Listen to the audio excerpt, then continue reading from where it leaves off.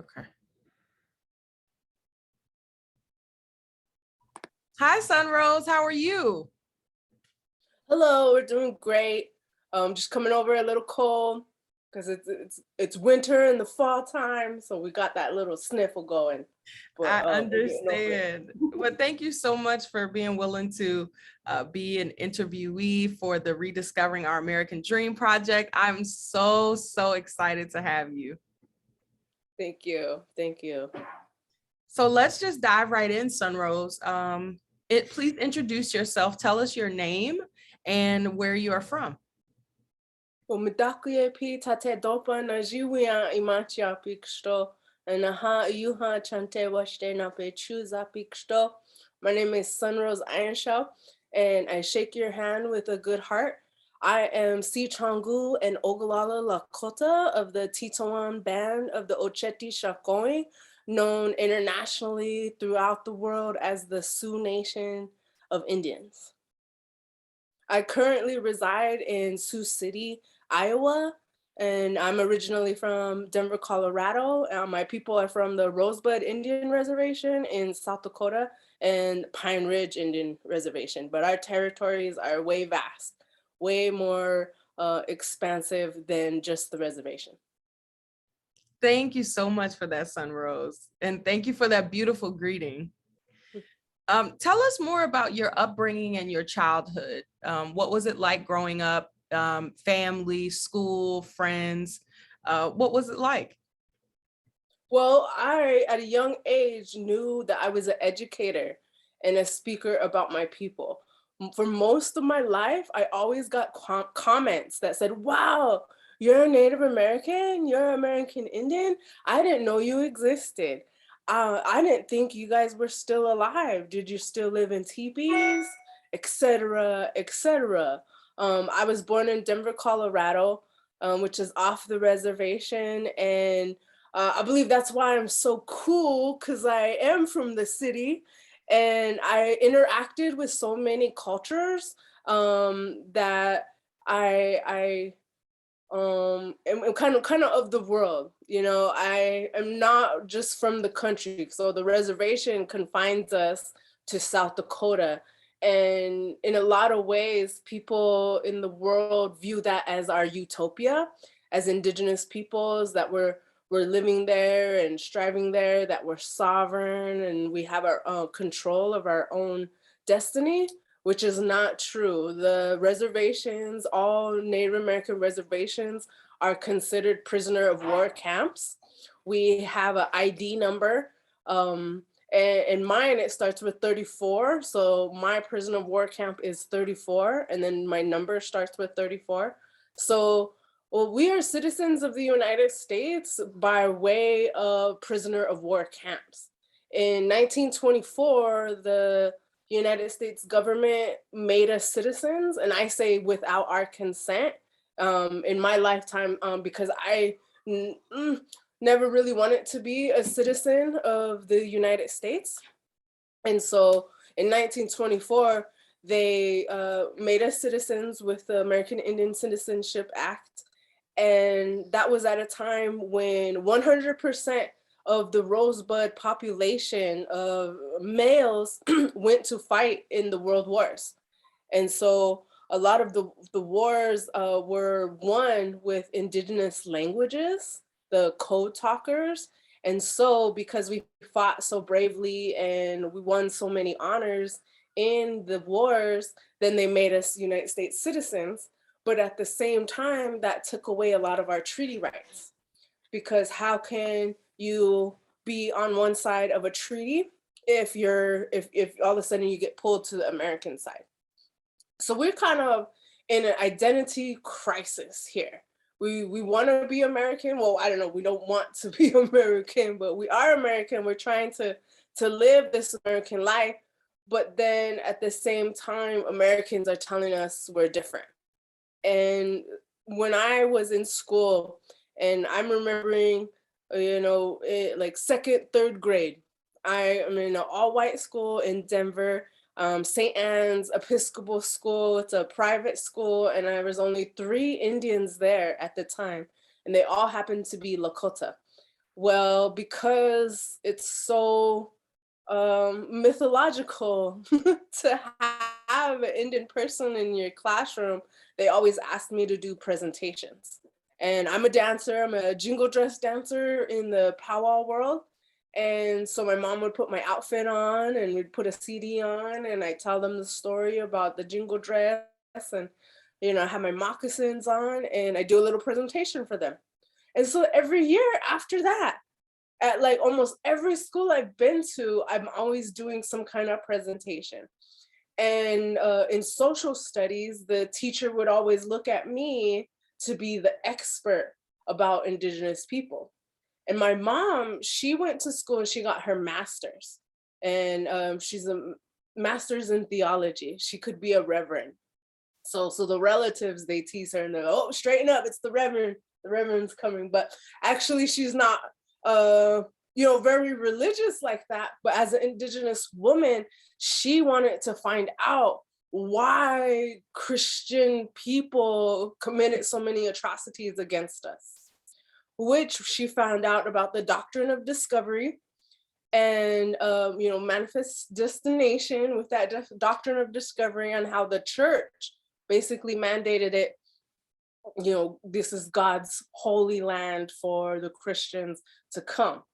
And I like to refer to Star Wars and the dark side because it very reminds me of Christianity, because you can be so evil and be of the dark side, but at the last minute, you can give it all up to Jesus and be washed away of all your sins and then be on the light side.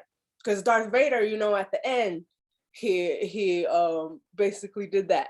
And then he was able to come back as a Jedi in the afterlife. Those are one of my favorite references. But that really strikes true for me with Christianity. You're able to sin and commit genocide on my people, but then on Sunday, kind of give it all up to Jesus, confess your sins, and then be done with it. So now it's 2021, and a lot of Americans have gained from the death of my people. And we are still alive, we're still here. I don't know how long I'm gonna have to keep saying that and have to keep explaining my existence to people, because throughout high school, that was like the main thing. And so right away, I knew I was an educator, right? And so I made a choice to only learn about Indigenous things, read Indigenous books, Indigenous authors, just kind of totally engulf myself with my own education, because the American system wasn't going to teach me about my people. And matter of fact, I remember in middle school learning about the American Indian movement and ceremonies, and everything was written in past tense. Like, they used to do this, they no longer do this, and at one time they did this. And I remember crossing those words out with my pen and making it into the present, because I had just come from ceremony. And I'm thinking, well, why are this, I know why they're saying this, because they want to keep that narrative that we're not there. We're no longer there. Edward Curtis is the most famous photographer of Native peoples, and we take that as historical accounts, but really he set things up and he had props, and so those are not very historical. But his whole mandate was let's collect as much evidence as we can about these people before they go extinct. They're the last of their kind, they're the dying breed, and that's why you hear the last of the Mohicans, the last of their tribe, etc., etc. So in my lifetime, I have been mysticized, put in this mythological realm next to the wizards and dragons of things that used to be are no longer here. So I call myself and I call my people unicorns. We are unicorns in a world full of horses. And every time we are around American people, an Indian steps in the room, and maybe we're all dressed up. Everybody's kind of in awe of us. So it's kind of cool. I feel like a rock star just being an Indigenous woman. And then I became an artist. I went to school. I have 3 bachelors. I have a bachelor's in archaeology with museum studies. I would really love to be a curator of Indigenous art. I feel like that is really important to reclaim the narrative of our people, because archaeology is the whole foundation of the mysticism of Indigenous people. In archaeology, it's a rule that you cannot, it's called clouding your evidence. If an archaeologist goes and unearths some Mayan temple, for example, and then they're hiring Mayans to help them unearth the temple, and then they find this artifact and they're like, let me make a hypothesis on what this artifact used to be. Meanwhile, there's real life Mayans right there. And if they ask them, hey, you Mayans, what is this? What did that used to be? And then the Mayan tells them, that's called clouding your evidence. So an archaeologist has to have a hypothesis and has to create all this evidence to uphold their hypothesis, whether it's right or wrong. So now we have this whole education system that's really skewed by non-native archaeologists. So in my lifetime, I was like, okay, let me try to restore the balance. There are thousands of Native American ancestors in drawers, in museum institutions, and universities.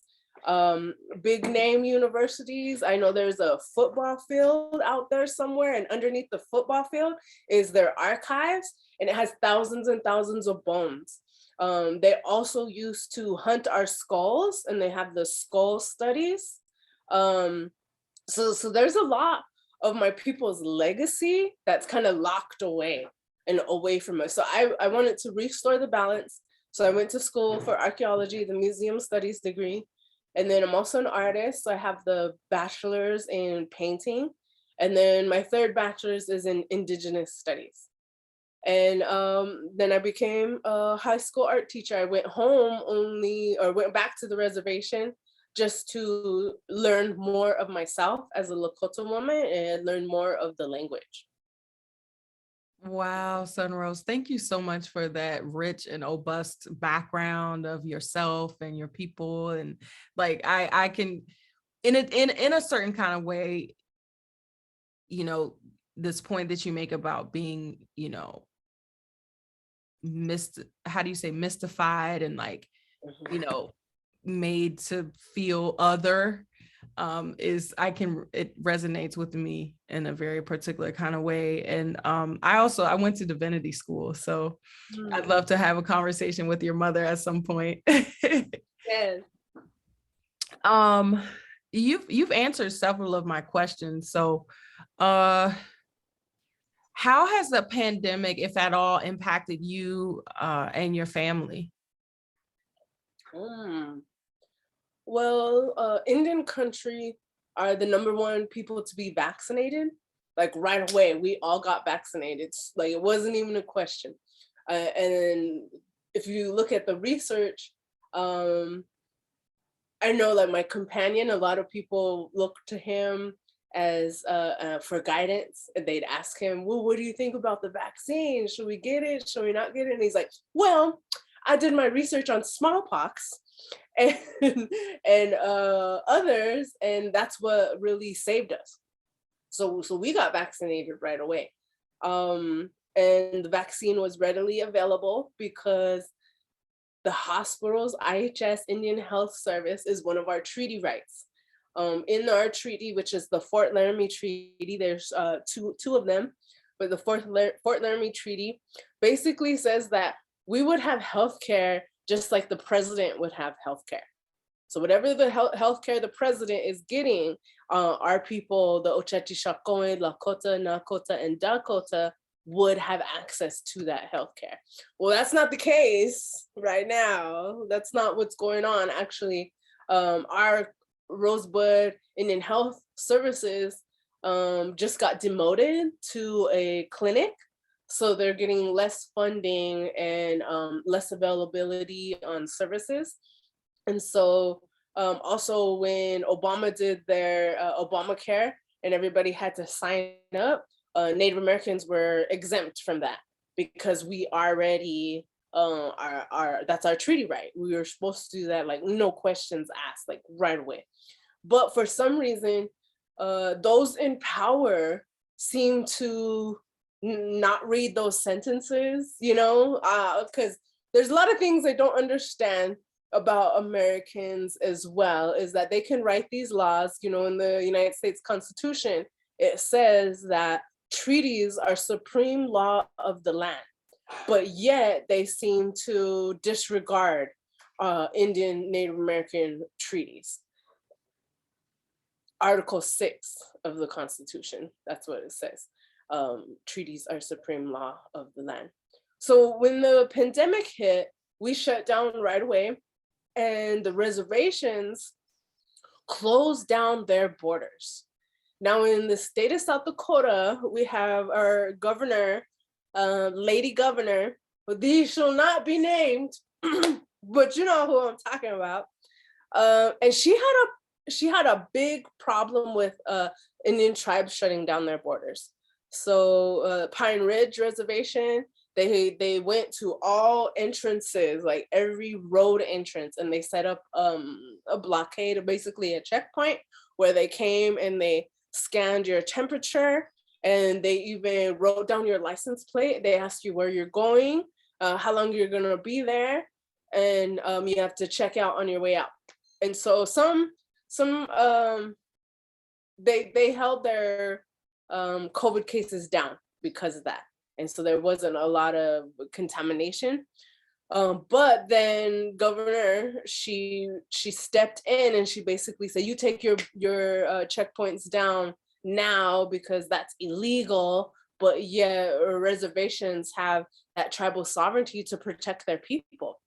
So she was trying to sue them, she was trying to make them, but at the end of it, she couldn't do anything because the state of South Dakota ends at those borders.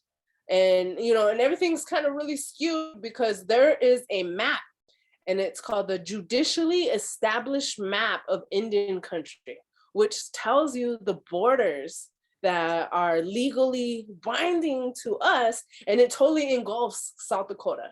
So South Dakota is all Oceti Sioux country. And so actually the state is below us.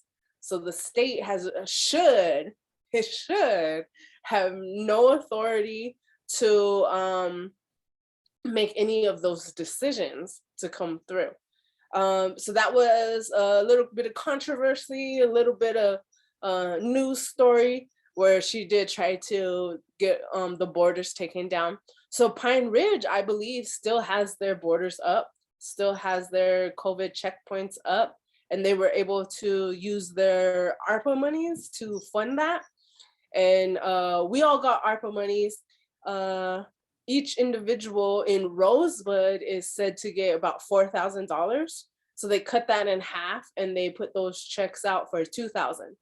So every Indian who was registered, who has one of those prisoner of war numbers, was able to, you know, type in their address and then get a check sent to offset those, you know, COVID lack of funds or you know, losing jobs, etc. Working at the school, we went online, and the reservation does not have a lot of infrastructure. So there was a lot of areas that our students lived that didn't have internet service at all. So we had to get them laptops. Not everybody had a laptop. So everybody got a laptop, everybody got their own Wi-Fi device, and then we had school online. And it was funny because that year when that happened, we went on a program called Edgenuity, which is a homeschooling system that's kind of been out there already. So the school basically bought their program to have for the year. And so then I was no longer teaching my curriculum. And so I kind of laughed in the staff meeting and I was, all right, there'll be no decolonizing this year. You know, I just kind of made a joke about it because then I wasn't able to see, because I know that through my experience of going to high school, that they're not gonna give you any Indigenous content. And so as the art teacher at a tribal school, they basically let me create my own curriculum. So everything I taught was all indigenous from this continent, South America, even indigenous from other continents like the Maoris and the Aboriginals, some of the Ainu people from Japan. I basically just wanted to flood them with indigenous content. And I did have all the books. I have all the books, and sometimes I get mad at them and be like, I could be teaching you all of this. But no, I choose to teach you about Indigenous, about your own self identity, so that you can feel prideful in that. You can go to college and you can learn about all the painting masters, because I've heard about them all my life. But when do you hear about Oscar Howe? You know, our own Cubist movement that was here without any influences from the Cubist movement overseas. And so there's a lot of indigenous things that we've helped. And actually, like Picasso, he only got those Cubist influences from the Africans, from their culture, from that indigenous movement. And so I just like to always bring it back to that, because I know other teachers, other curriculums, the American curriculum tries to erase that. So us being online with Edgenuity, that's all it was. And so all I did was like basically click through and observe if they were doing the work or not. Then I'd call home and go, okay, so and so's not on the computer, your minutes aren't going. And then not everybody has a phone. And so it was really hard to get a hold of parents. And then the parents would be working as well online too. So sometimes their internet service would crash, because our families are not just single families living in a household either. It might be grandma owns the house, and then there's like 3 or 4 of her kids who are grown in their 40s, and they all have kids as well. So our houses are multi-generational houses and multi-family. So that might be 8 or maybe even 10 people to maybe a 3-bedroom house. And so housing is a shortage as well. But then we ran into that problem of too many people on the internet at once as well, because there's no infrastructure there, or that hot spot wouldn't really take it. So then somehow houses had to get 2 hot spots to run. Also, I did a little campaign with Maimuna Youssef, also known AKA Mumu Fresh. She's a hip hop artist. I love her. She comes to ceremonies in Rosebud, and she's part Native as well. So she's Black Native. And she reached out to me and she's like, hey, SunRose, what do you need? And I was like, well, you know what? I need some incentives. I need, like, every week, if I could just send them a sticker or send them something really cool, that'd be like, thank you for logging on and getting that work done. Because it was a whole different system that they weren't used to. And the school system on the res really failed our kids, like, overall, because we're trying to uphold this American society of assimilation, and this is how you succeed in America. Meanwhile, the parents, maybe 2 or 3 generations, have already gone through that school system, came back to the res, and we know for a fact that system doesn't work for us. And what does work for us, what we need to do, is totally go back to our indigenous ways, learning the language, learning our ceremonies, learning our own history, learning our own sciences. We have astrology, we have mathematics, we have all kinds of things to learn but we're spending so much time on learning how to be American, when in all reality, we need to learn how to be Lakota again and reclaim our ways, our whole identity. And so when COVID hit, everybody went home, everyone is excited, everyone's like, all right, no school. I started singing that song, School's Out Forever. And it kind of was like that. Nobody went to school, nobody logged on. So it was a fail on some points, but then other students really advanced. Some students were able to go from freshman to sophomore to junior, right, in a year and a half, because they clicked through and they were able to turn in all their assignments and then pass that class. And then of course they'd still have like half of the semester to go through. So instead of waiting to put them into the next level, they just put them into the next level right away. So some of our students hurried up and graduated, and maybe they are actually supposed to be sophomores, but here they are seniors and they're graduating in May. So some of them, I'd say about 25% of our student population were able to advance. So it was good for some, and it was horrible for others. Yeah, that sounds like what we've seen here too, in DC, especially with our Black students.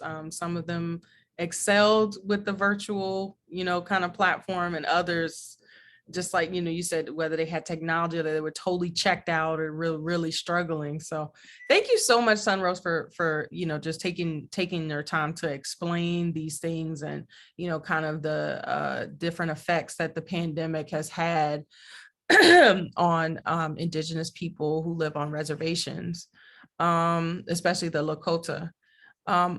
I have one more question for you, SunRose. And I know that you will have a very rich and robust and honest opinion on this, which I appreciate. When you hear the term the American dream or the phrase the American dream, how do you receive that? What like when you hear that, what do you think about? And what comes to mind? How do you interpret it? How do you feel about it?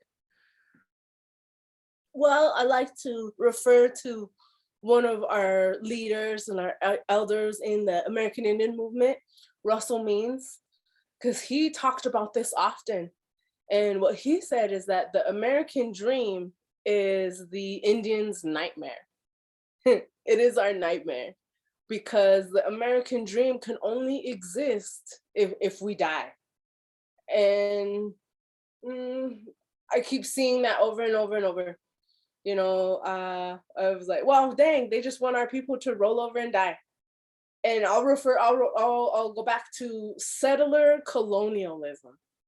What happened in the prairies in the Midwest is they created that genocide, and they cleared the way for pioneers to come and settle on our lands.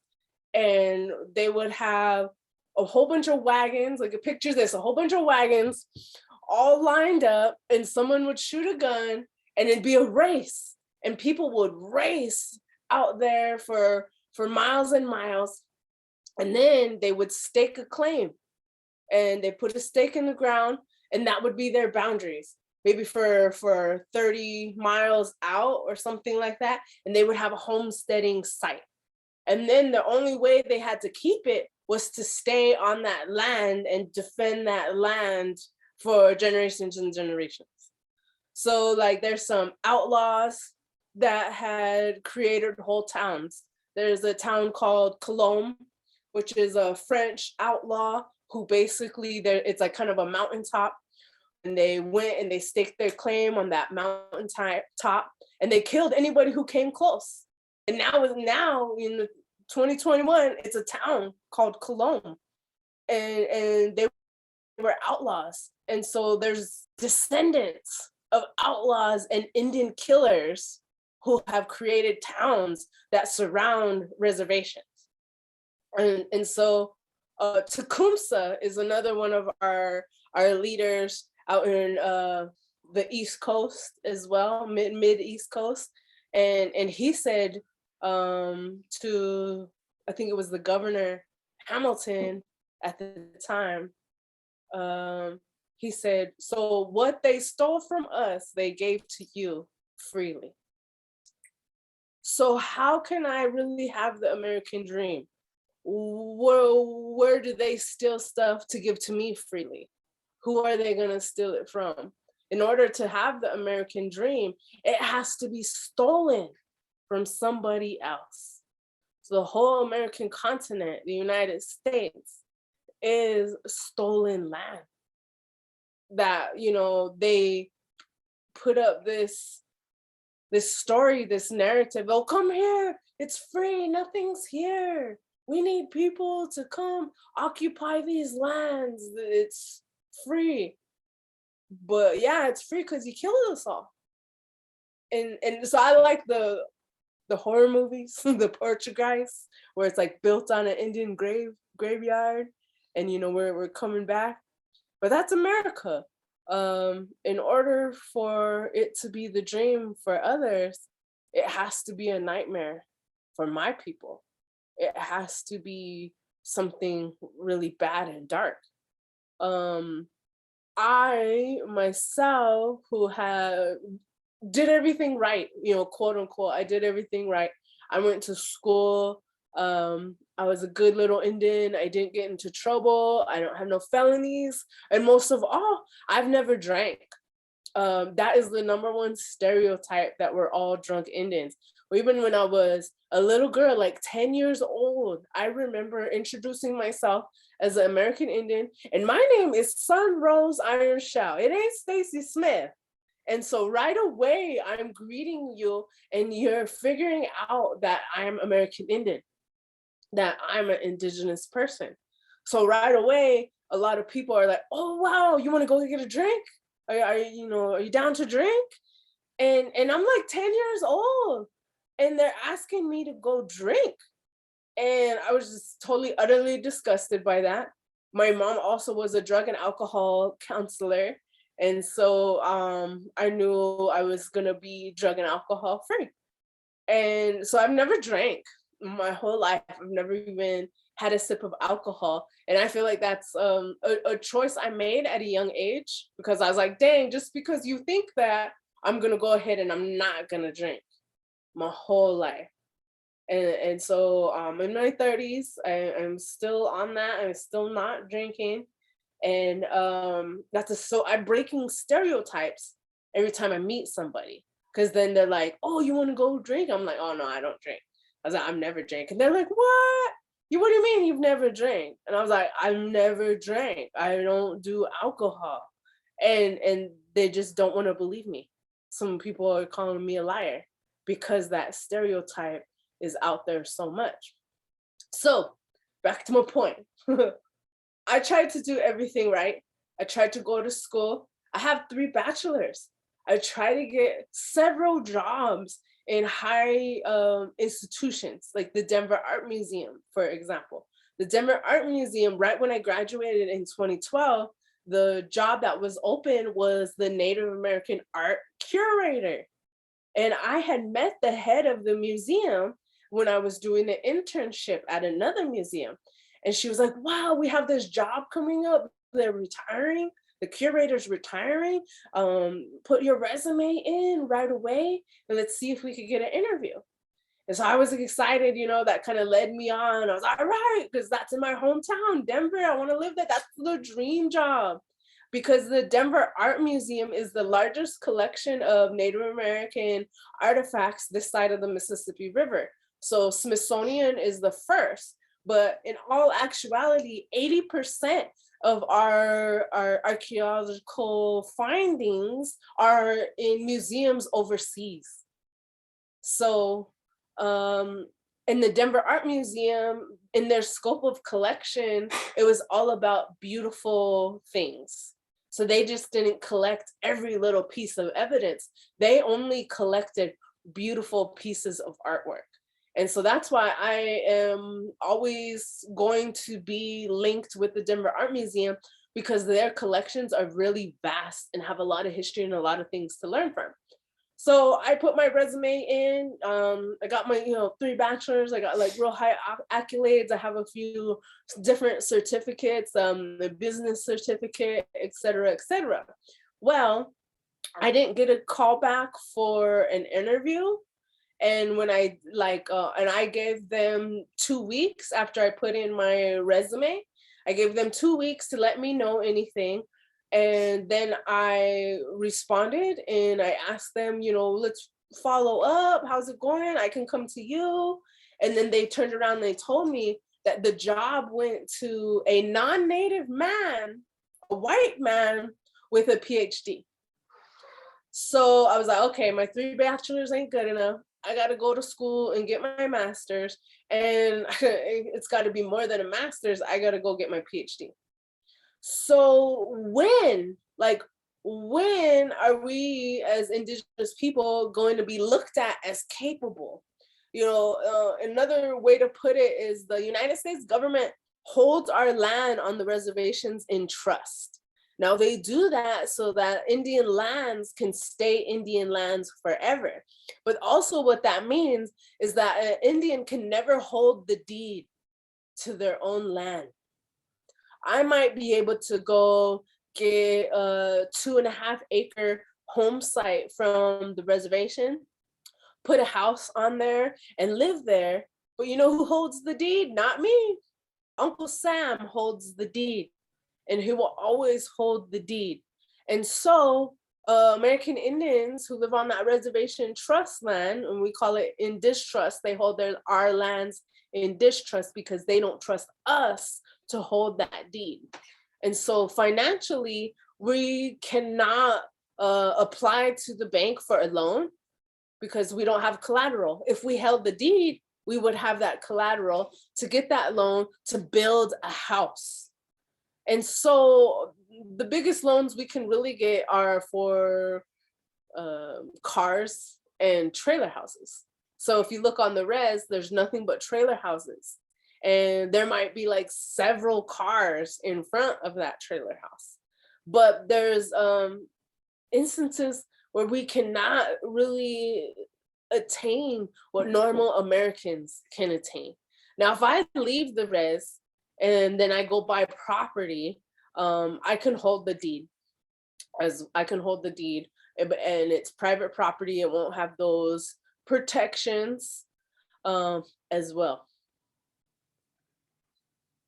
Oh my goodness, SunRose. Wow. Thank you so much. I'm shooken up, very disturbed. A lot of this I did not know. And I think that's the kind of the point. And they don't want people to know these things. But thank you so much for taking so much time and sharing these things with me. I just appreciate you so much.